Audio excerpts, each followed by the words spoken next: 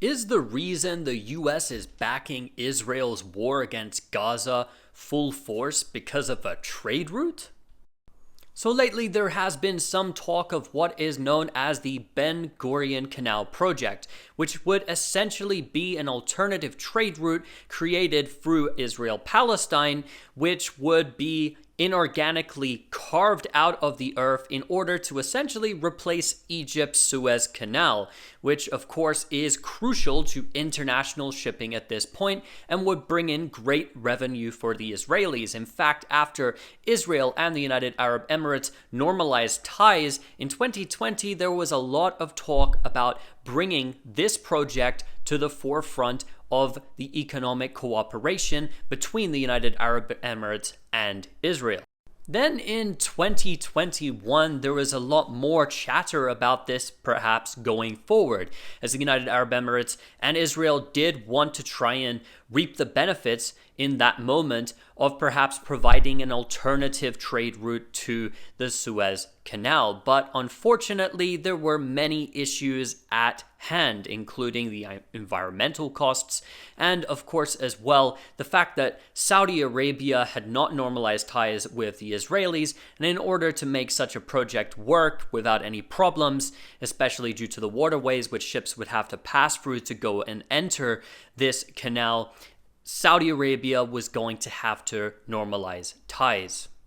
Now, the Ben Gurion Canal project is not a new project. In fact, the US, according to leaked documents in 1963, proposed using some 520 nuclear bombs in order to make this work. A bit crazy, many people would think, but that is what they proposed, and this is where the trade route would run from. That's the port city of Eilat going up, and of course this would actually be a longer canal that it would have to be dug than the Suez Canal itself, and for a number of different reasons they didn't end up going through with this project.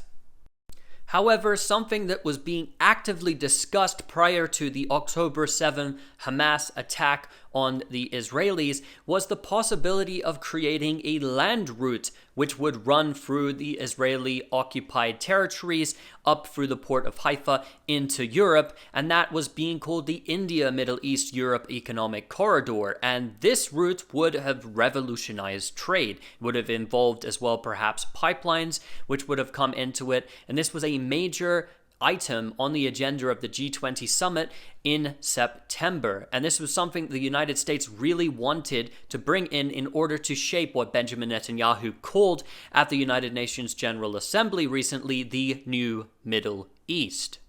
Now, this is the trade route here, which would have run through the United Arab Emirates, Saudi Arabia, Jordan, occupied Palestine or Israel, and then up into Europe. And this all went up in flames with the Hamas-led attack, which happened on October 7, which sort of dismantled the idea of Israeli security. So, in order to make this project work, and of course this is integral to the United States and its plan to combat China and its trade routes through its Belt and Road Initiative, would be to try and crush Hamas and crush Gaza and crush any Palestinian resistance which could again ever try and challenge the objectives of the United States in the Middle East, in specific this trade route right here.